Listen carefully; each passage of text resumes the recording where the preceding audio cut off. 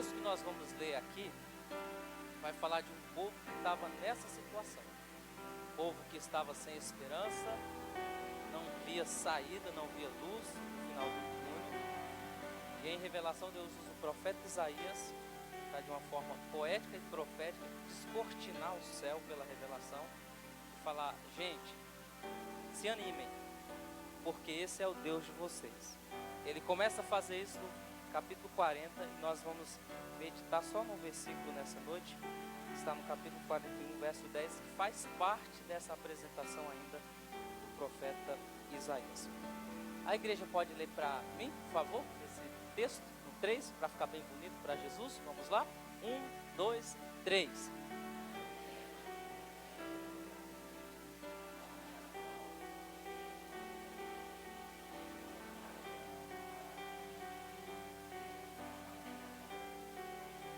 Amém. Você pode sentar. Se for possível, deixa esse texto congelado aí, tá bom? O capítulo 40, como eu falei, o povo está numa situação muito difícil, muito calamitosa. Deus enche o coração do profeta Isaías e ele descortina o céu. E em contraste com os falsos deuses, que a nação estava indo para um momento de paganismo, Deus vai mostrar que não valia a pena. Através do profeta Isaías, então, Deus se apresenta para o seu povo. Deus é apresentado aqui como aquele que é soberano, aquele que não precisou de conselho, porque Ele é a própria sabedoria. Esse Deus soberano que é tão grande que toma na concha das suas mãos, o capítulo 40 vai dizer isso, as águas do planeta. É poder demais. Toma o pó da terra e pesa em balança de precisão, ou balança de ourives, balança que pesa grama. Deus recolhe na medida de um efa toda a areia e o pó da terra. Isso fala até de átomo. Se Deus é tão grande que Ele contempla o céu e chama as estrelas pelo nome, todas elas comparecem diante dele. É isso que o profeta vai apresentando para o seu povo. Deus, usando o profeta ainda no capítulo 40, vai falar que as nações só são motivo de gerar admiração em nós. Mas para Deus as nações são como uma gota de água em um balde. Deus contempla os moradores da terra como gafanhoto. Ele toma os céus a palmos. No finalzinho do capítulo 40, o profeta vai dizer que Deus não se cansa, nem se há esquadrinhação do seu entendimento. Esse Deus, Ele é a emanação da força de tal maneira que Ele dá força ao cansado e fortalece aquele que já não tem nenhum vigor. Ele faz uma constatação e conta um fato: os jovens se cansarão e certamente cairão, mas os que esperam no Senhor, a fonte de força inesgotável, renovarão as suas forças, subirão com asas como águia, correrão e não se cansarão, caminharão e não se fatigarão, diz o Senhor. Aqui no capítulo 41, ele vai fazer um contraste entre os ídolos e o Deus verdadeiro. E dentro dessa situação de desânimo, de falta de esperança, ele vai dar pelo menos 7 motivos em um único versículo, pelo qual nós devemos renovar as nossas esperanças. Se você olhar ali para o versículo, o primeiro versículo está escrito: não temas. Você pode repetir comigo no 3? 1, 2, 3 para você mesmo? Não. Fala mais alto para você mesmo. Deus trouxe alguém aqui nessa noite para falar isso. Não temas. Não temas. O temor, ele é gerado pela falta de esperança. Quando nós vamos lá em Gênesis capítulo 15, versículo 6, Deus está dando um estímulo a Abraão. Abraão havia recebido a promessa para sair de Terá, ir para uma terra que Deus haveria de lhe mostrar, na esperança de ter uma genealogia, uma nação muito grande que fluiria dele. Abraão já está com 75 anos quando recebe essa promessa, o tempo vai passando, e ele não vê a promessa se cumprir. Ele pega o testamento, ele acha que vai morrer, ele está contando os seus dias, assim como alguém que entrou aqui hoje, acha que será o fim, acha que não tem esperança. E aí de repente ele começa a contar tudo o que tem e já imaginar um testamento para o servo mais velho de sua casa, a saber, o Damasceno Eliezer. E ele vai chamar Deus para uma conversa e vai falar: olha, Senhor, o Senhor me fez promessa, mas eu não tenho ainda herdeiro. O herdeiro que eu tenho na minha casa é o servo mais velho, o Damasceno Eliezer. E a herança que eu tenho para quem será? Ele não está tendo esperança de que, mesmo na idade avançada, Deus fosse capaz de realizar um milagre. Eu quero dizer algo para você aqui nessa noite: nunca é tarde para Deus realizar um milagre na vida de alguém que Ele escolhe. Então Deus vai usar uma figura de linguagem muito forte para mostrar a promessa dele. Chama Abraão para fora da tenda e manda Abraão contar estrelas. Isso aqui é maravilhoso, porque em primeiro lugar nós sabemos que estrelas não se podem contar. É Deus usando de ironia para falar para Abraão que as promessas de Deus em primeiro lugar são eternas, são promessas que estão acima de nós, são promessas que não cabem dentro da nossa tenda, da nossa limitação. E Deus está chamando alguém para sair do campo da razão, do campo da lógica. Abandona a tenda da razão, abandona a tenda da lógica e vem para o campo da fé, o campo que não se mede. Olha para cima, se podes contar as estrelas dos céus.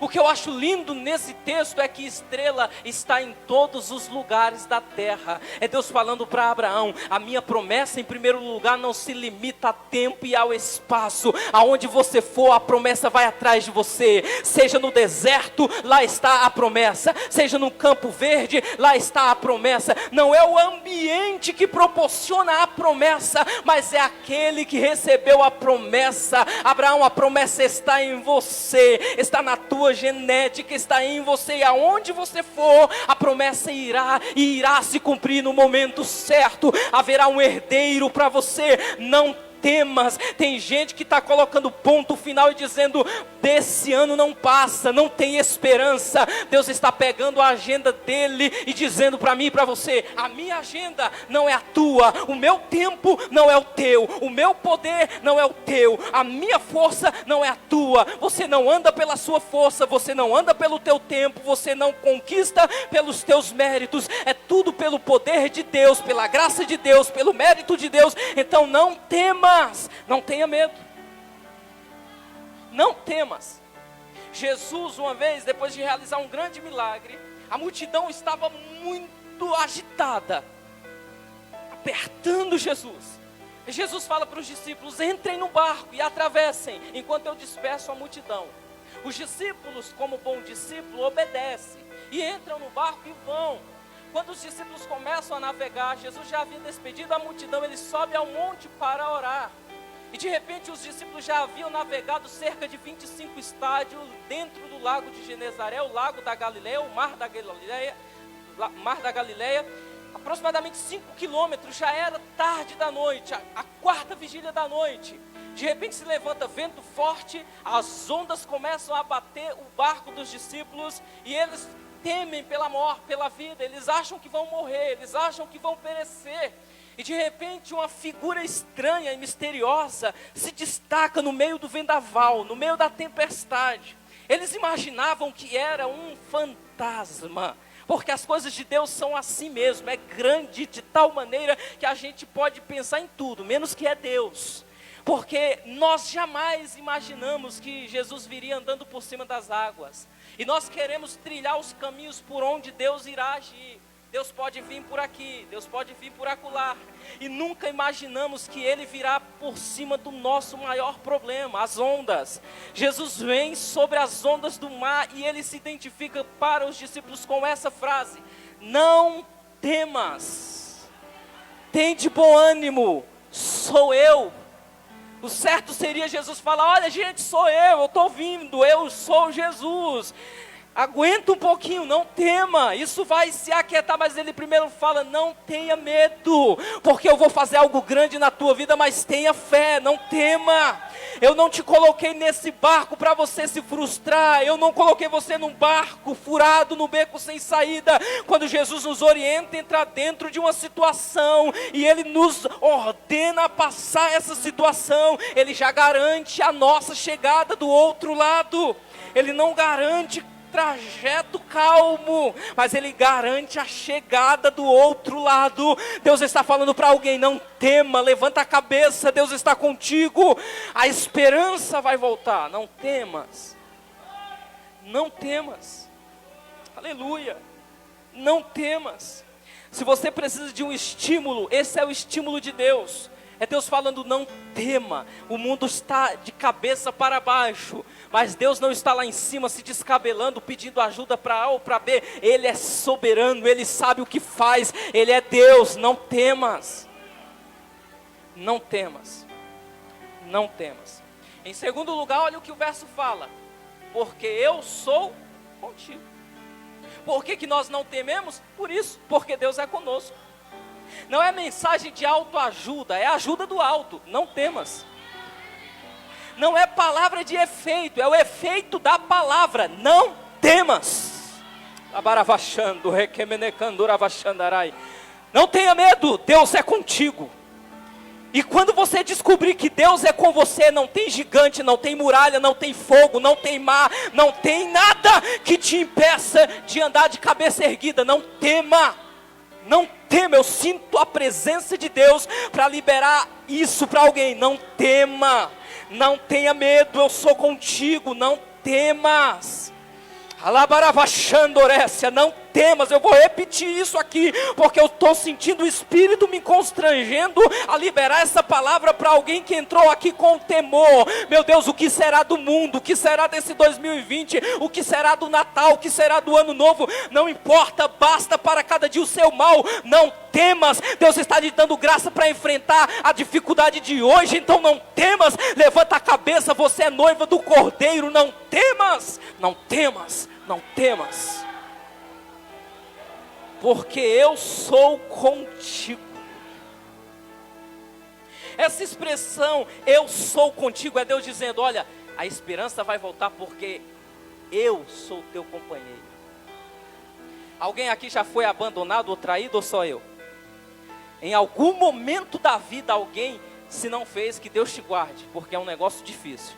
Você contar com a ajuda de A, você contar com a ajuda de B, e de repente essa pessoa que escreve lá no Instagram, tamo junto, que escreve lá no Facebook, tamo junto, quando você fala, vamos ver se tá junto mesmo, de repente vira as costas para você, te abandona, não tá junto não, mas Deus está falando: não temas, porque eu sou teu companheiro, eu estou contigo, então não temas.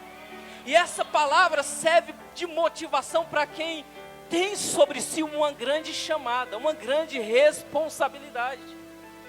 Quando Josué assume a liderança no lugar de Moisés, Josué capítulo 1, ele está recebendo uma carga inimaginável, uma carga imensa. Moisés, gente, substituir Moisés não é para qualquer um, é um negócio difícil. O cara toca no mar, o mar se abre.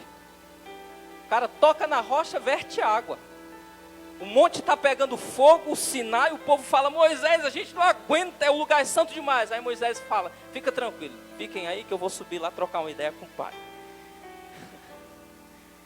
Moisés é tão querido de Deus que em Números 12, quando Miriam e Arão se levantam contra Moisés, a Bíblia diz que Moisés era o homem mais manso da terra, um hipérbole.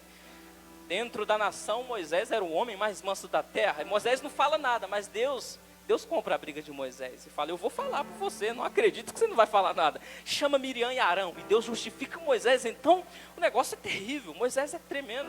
Quando Corá, Datã e Abirão se levantam contra Moisés, Deus abre a terra e engole mais de 250 pessoas, porque Moisés é Moisés. Moisés é tão Moisés que Deus fala assim: olha, com os outros eu falo por visão, por profecia, mas Moisés é meu xará, eu falo com ele face a face.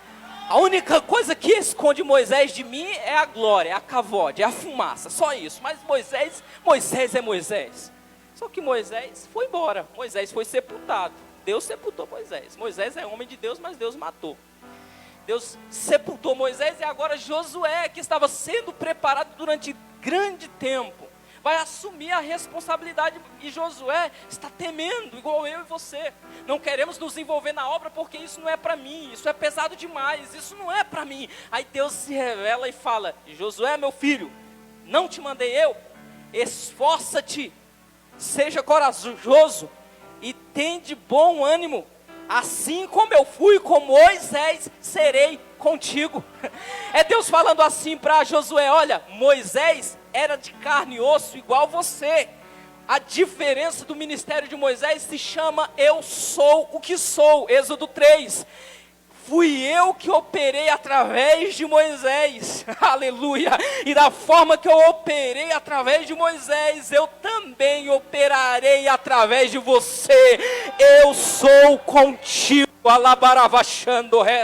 É Deus falando: assim como eu operei no passado, eu opero hoje, porque eu não mudo. Se você se entregar na mesma intensidade que Moisés se entregou, eu te usarei na mesma intensidade que eu usei Moisés. Então vem comigo, vem, vem, vem. É Deus falando: vem, porque eu vou te usar, vem, porque eu vou te honrar. E o povo fala para Josué: Josué, se Deus for contigo como foi com Moisés, então nós estaremos com você. Aonde você for, nós estar junto. É Deus falando para alguém aqui nessa noite: você não depende de apadrinhamento de ninguém, você já é eleito por um voto celestial. Deus te escolheu, te redimiu, te lavou, te deu um banho de graça, te deu o Espírito Santo. Você quer mais o quê? É Deus falando: eu sou contigo. Quando você pregar, eu sou contigo na tua boca. Quando você louvar, sou eu na tua boca. Quando você colocar a mão, sou eu na tua mão. Quando você entrar, sou eu nos teus passos. Quando você orar, sou eu no teu coração. É Deus, porque dele, por ele, para ele são todas as coisas. Eu estou contigo. Eu gosto muito lá da fornalha de fogo ardente. O rei Nabucodonosor chamou os jovens e disse: eu vou jogar vocês dentro da fornalha e quero ver qual é o Deus que vos livrará da minha mão. Aí Deus fala: opa, eu vou me apresentar. Lança, porque quando você lançar eu me apresento. Lançaram os 3 jovens dentro da fornalha. Nabucodonosor e o conselho babilônico inteiro começaram a olhar e viram: 1, 2, 3. Mas o quarto é diferente. O quarto é semelhante ao Filho dos deuses vivos. É Deus falando: até na fornalha eu estou contigo. Existem fornalhas que a mãe não vai. Existem fornalhas que o papai não vai. Existem fornalhas que o pastor também não vai. Existem fornalha que é você e o quarto homem na fornalha. Deus está falando: eu sou contigo. Sabe por que essa chama não te chamuscou ainda? Porque aquele que está contigo é mais quente que o fogo da fornalha. Bendito seja o nome do Senhor. Eu sou contigo. Só que o que eu acho lindo, pastor Daniel e pastor, é que Deus, ele é conosco, mas ele não fica apático. Deus é conosco, mas age. Porque não adianta ter um Deus como muitas pessoas têm, deuses presos em amuletos, em crenças que não agem. Nosso Deus age. Ele é contigo. Ele é contigo. Ele é contigo. Para você se alegrar mais, Jesus fala assim, Mateus 28, 20. Para encerrar a conversa: estarei convosco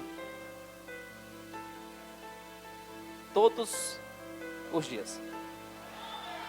Até quando, Senhor? Até a consumação dos séculos. Nós já vivemos mais de 2000 séculos e Ele ainda está com a igreja, no meio da igreja, agindo na igreja, falando na igreja, curando a igreja, levantando a igreja. Eu estou convosco todos os dias, segunda, terça, quarta, quinta, sexta, sábado, domingo, vira a semana, Ele está lá conosco de novo. O profeta Jeremias disse que as misericórdias do Senhor são novas a cada manhã e elas são as causas de não sermos consumidos. É Deus dizendo: a minha graça é contigo todo dia, a minha misericórdia é contigo todo dia, a minha justiça é contigo todo dia. Eu estou contigo, bendito seja o nome do Senhor. Estou contigo. Só num versículo, hein? Terceiro lugar: não te assombres. Está com medo de quê? Por que temes? não te assombres, porque Deus é maior. Você conhece algum Deus maior do que esse apresentado na Bíblia? Me apresente, por favor, porque até hoje eu não conheço. Deus é maior. Então não temas. Não temas. O mar é grande, ele abre. A muralha é espessa, ele implode ela. O fogo é quente, ele esfria. Você está com fome, ele é o pão. Você está com frio, ele é a coluna de fogo. Está com medo de quê? Está com calor, ele envia a nuvem de glória. Não temas, estou contigo. Você está na guerra, ele é a sua paz. Ah, pastor, estou com medo da morte. Então levante a cabeça, porque ele é a ressurreição. Ah, pastor, e o diabo? Não tema, ele esmaga a cabeça dele. Não temas, eu estou contigo. Oh, aleluia, bendito seja o nome do Senhor. E a doença, pastor, não tem problema, ele é a cura, ele é o Jeová Rafa, o Jeová que cura. Não temas, porque eu estou contigo, não te assombres, porque eu sou o teu Deus. A igreja em Atos temia Paulo, porque assolava a igreja. A Bíblia diz que Paulo investia contra a igreja como uma fera, babando, entrava nas casas, arrastava as mulheres, era um touro indomável. A palavra usada ali para Paulo, respirando ameaça, no grego é a ideia de uma fera, babando, enraivecida, doido para tragar a igreja. Paulo queria destruir a igreja, mas em Atos capítulo 9, ele encontrou o domador, aquele que doma as feras, aquele que domou a minha vida e domou a sua também. Derrubou Paulo no chão e disse: Paulo, Paulo, Saulo, Saulo, por que me persegues? Dura coisa para ti é relutar contra o meu aguilhão. O aguilhão é a ponta que era usado para domar o touro bravo. Era Jesus falando para Paulo: eu estou tentando te domar e você está relutando, então eu me apresento hoje, derrubo você no chão e te apresento a minha igreja. Paulo fala: quem é, Senhor? Ele fala: sou Cristo a quem tu persegues. Mas espera aí, Paulo não estava perseguindo Jesus, estava perseguindo a igreja, estava perseguindo o povo de Deus. Pois é, quando alguém decide perseguir o povo de Deus, está perseguindo o próprio Deus do povo. Deus está entrando nessa guerra, amansando a fera brava e dizendo: não temas, não te assombre, a fera é indomável, mas eu domo a fera, eu sei abater e sei exaltar. Bendito seja o nome desse Deus. Não te assombres. Quarto lugar, porque eu sou o teu Deus. Não te assombres, porque eu sou o teu Deus. O que ele está querendo dizer com eu sou o teu Deus? Ele está querendo dizer o que o povo não estava querendo entender. Porque no capítulo 40 e no início do 41, nós temos homens fazendo os seus próprios deuses, com as suas próprias mãos, e se inclinavam a esses deuses. Aí Deus fala assim: olha, eu sou o Deus de vocês, diferente desses deuses criados. Que o Salmo 115 vai dar uma descrição de como que é esses deuses: obras de mãos humanas. Olhos têm, mas não veem. Boca tem, mas não falam. Ouvido, mas não ouvem. Nariz, mas não sentem cheiro. Mãos, mas não apalpam.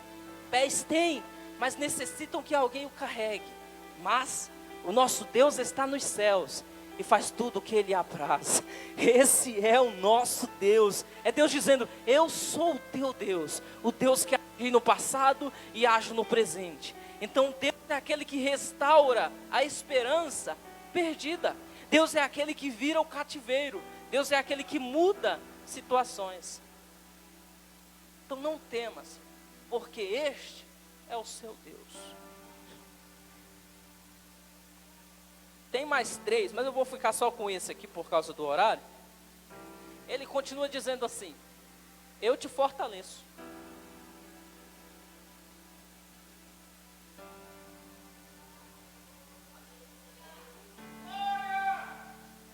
Irmãos, eu poderia gritar aqui a noite inteira, fazer malabarismo e vocês voltariam do mesmo jeito. Mas se Deus decidir te tocar, a força dele é inimaginável. É Deus dizendo, sou eu a tua capacitação. Eu te fortaleço.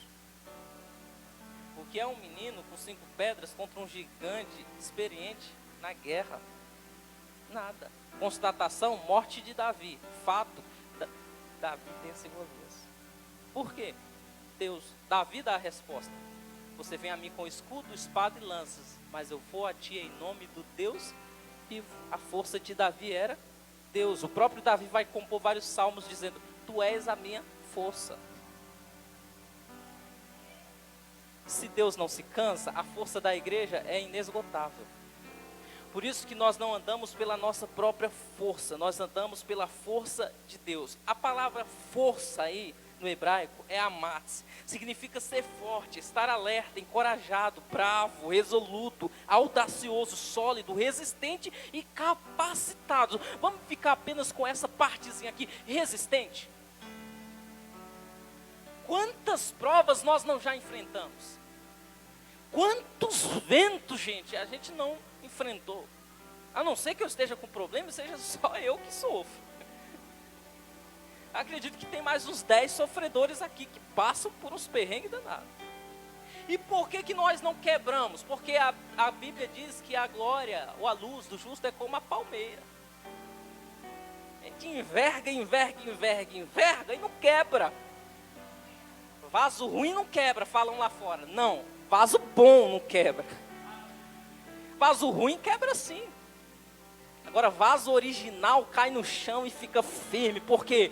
Porque quem fez o vaso não foi ninguém do Paraguai, foi o oleiro especialista em fazer vaso. É Deus falando, eu sou a tua força. Você não vai perecer porque eu sou a tua força. Tem gente que está apostando todas as fichas que você não passa desse ano, mas Deus está falando, já está escolhido, já está eleito, eu já apostei, eu já escolhi. Não vai perecer porque eu sou a sua força. Diante disso, o profeta vai continuar dizendo, eu te ajudo, eu te sustento com a minha mão fiel. Se tem uma mão que não nos trai, é a mão de Deus. Se tem uma mão que não nos decepciona, é a mão de Deus. Eu encerro minha fala aqui nessa noite, essa palavra que Deus ardeu no meu coração, falando para você isso. Sempre haverá uma mão te sustentando. É a mão de Deus. É a mão de Deus. Quando Deus me deu essa palavra, eu me lembrei de uma ocasião, pastor Daniel, que eu era criança. Vou falar pequeno não, porque eu ainda sou, né? Mas quando eu era criança, eu ia lá para a cidade, nós morávamos no sítio, quando eu ia para a cidade, eu ficava segurando o braço da minha mãe e eu cansava. Criança cansa com facilidade. Quando eu cansava do braço da minha mãe, eu soltava. Mas minha mãe, que tinha força, para mim era uma mulher super poderosa, uma mulher maravilha, ainda hoje é, mas naquela época sensacional. E ela segurava na minha mão e não largava mais de jeito nenhum. Via o carro, ela segurava. Quando era para passar a rua, a gente passava junto e ela não soltava a minha mão. Pois é, essa é a mão de Deus sobre você. Na caminhada você cansa e solta, mas quando você pensa que vai embora, a mão graciosa vem, te pega lá no fundo do mar e te levanta dizendo, Pedro, levanta, homem de pequena fé, eu não te largo, eu te sustento com a minha mão direita e fiel. Você foi infiel em dado momento da tua vida, mas eu permaneço fiel, a minha graça não muda, eu te sustento, se coloca de pé. Então manda embora essa poeira, manda embora esse marasmo, manda embora essa frieza, levanta a cabeça, sacode a pluma de águia, porque há uma mão forte te levantando nessa noite e falando para o inferno inteiro ouvir, ela não vai perecer, ele não vai perecer, porque há uma mão forte segurando a minha igreja. Jesus falou lá em João 10, falando sobre a igreja, sobre os discípulos, dizendo, vocês são minhas ovelhas, o próprio Pai as me deu, e ninguém arrebata da minha mão. Eu quero ver macho que consiga arrancar a ovelha da mão de Jesus. Ele te agarrou com as mãos de graça, com cordas de amor te atraiu, está falando para você, eu não te perco, eu não te perco, eu não te perco, eu te sustento, eu te levanto com a minha mão destra fiel. Alabaravachando, sinta essa mão, Sinta essa mão, sinta essa mão, sinta essa mão te tocando nessa noite. Sinta essa mão restaurando aquilo que foi perdido.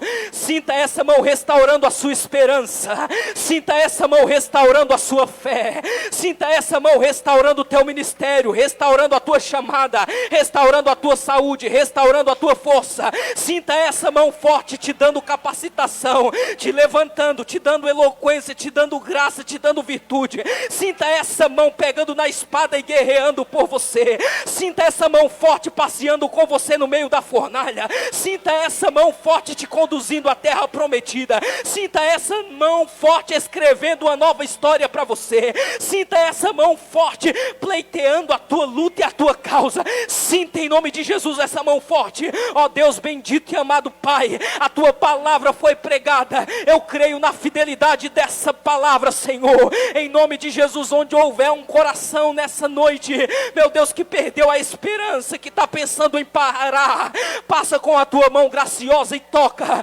Passa com a tua mão de virtude e renova. Passa com a tua mão de poder e levanta. Passa com a tua mão de graça e justifica. Passa com a tua mão, meu Deus, de santificação e levanta. Em nome de Jesus, sinta o toque de Deus agora. Em nome de Jesus, seja restaurado agora. Em o nome de Jesus, quem acredita, levanta a mão para o céu, aplauda, glorifica e recebe essa palavra em nome de Jesus.